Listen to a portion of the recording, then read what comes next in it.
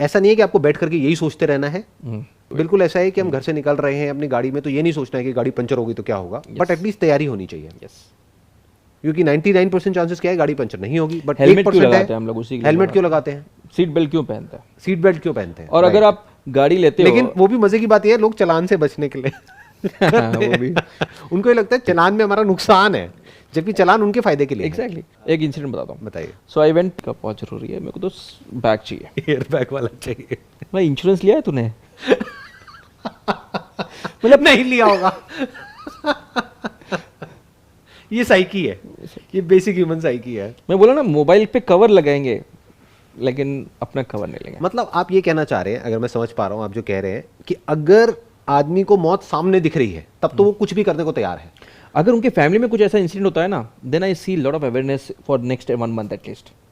हाँ, अरे मेरे कजिन का वो हुआ, अभी तो मुझे चाहिए। जैसा अभी कोविड हुआ है, they saw that, no I got like, I think insurance is only industry which is recession proof.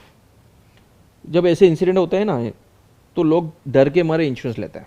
So they are acting basically out of fear, that's what I am saying, कि जब उनको कहीं अपने आसपास में मौत दिखती है तब तो वो कितना भी पैसा देने को तैयार है। जैसे हॉस्पिटल में कितना भी पैसा देने को तैयार है, पूछेंगे नहीं, वहां कोई नेगोशिएशन नहीं होगा। बट अगर मौत सामने नहीं दिख रही है तो वो उसको देखना ही नहीं चाहते हैं, ना उसके बारे में सोचना चाहते हैं, ना उसके बारे में, जब सोचेंगे नहीं तो प्लान कैसे करेंगे। Exactly. तो there is no planning as far as death is concerned, as far as illness is concerned, as far as health is concerned, there is no planning. और फिर जब वो हो जाता है तब वो चारों तरफ से फंस जाते हैं। और जो फंसते ऐसे हैं कि 5 साल 10 साल लग जाते हैं उनको वो उसमें से बाहर आने के लिए। राइट। उनके जो जितने ड्रीम्स वगैरह है, I see families, you know, sometime I feel so lucky that God has given me some indirect power to become a angel into somebody else life. That's, I will consider that insurance a noble job, because you are giving them that freedom to come out of the biggest problems of life.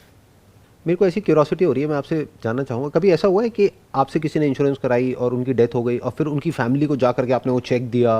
We settled around 13 to 15 claims per day average.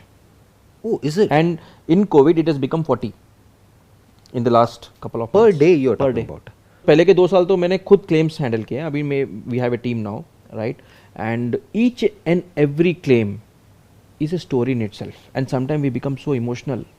पूरी आपकी life में सबसे कोई touching story है तो बताओ, जो आपको मतलब जो बिल्कुल अंदर तक याद है अभी तक पूरी as it is. Can I tell my story? Yeah, why not? We sold our house to take care Ebola or this swine flu or chikungunya or dengue or this COVID. Every year you are finding new diseases.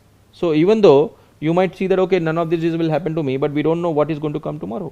So every year we are discovering or rather inventing new diseases. But क्या वो सब insurance में covered होता है? As I said that the thumb rule is what is not covered. So if you want to understand that in health insurance what is not covered is something which is voluntary done and something which is cosmetic. Like I want to reduce my weight, that will not be covered because it's a voluntary decision. I want to reduce my weight. या plastic surgery हो गई? Plastic surgery is covered if it is accident related. Okay. Fire burns or something. But if I want to correct my face, nose को correct करना है, I want to look good or something, that will not be covered, right? Or voluntary pregnancy or something. हो गया। But जो future में अगर कोई और पेंडेमिक आने वाला है 2 years, 5 years, 10 years down the line, तो क्या वो कवर्ड होगा या नहीं होगा? Yes, वो cover होगा. But there are something which you need to understand, the terminology here. कैसे होता है term? For example, in insurance there is a difference between, like when I'm talking to you, something happens in my car and they steal my laptop and I'm covering against theft in my policy. Will it be covered? It should be covered. It should be covered. Normal language, right? तो insurance company वाला पूछेगा आपसे कि कैसे चोरी हुआ, बोलेगा मैंने चाबी भूल गई, तो नेग्लिजेंस है, थेफ्ट थोड़ी है, चलो रिजेक्ट। अच्छा, ऐसा भी होता है? हाँ, because in insurance language negligence, I left my की समवेयर। अच्छा, वो बोलेगा ठीक है कैसे चोरी हुआ, मैं बोला मेरा ड्राइवर लेके भाग गया। ड्राइवर लेके भागे तो चोरी कैसे हुई, वो तो इनफिडेलिटी हुई, तो नॉट कवर्ड, चलो रिजेक्ट। अच्छा, वो बेसिकली टर्म्स एंड कंडीशंस में लिखा हुआ है जो कोई पढ़ता नहीं है और बहुत लंबी चौड़ी टर्म्स एंड कंडीशंस है कि वो नेग्लिजेंस में आ सकता है।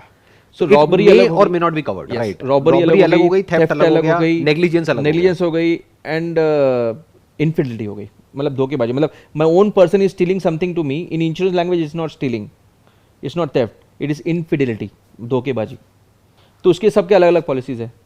तो when I am underwriting the policy I need to ensure that all the policies are covering this. तभी आपने ये पॉइंट बोला कि ये चेक करो कि क्या कवर्ड नहीं है। एग्जैक्टली। तो यहाँ पे पता चल जाएगा आपको। अब इसमें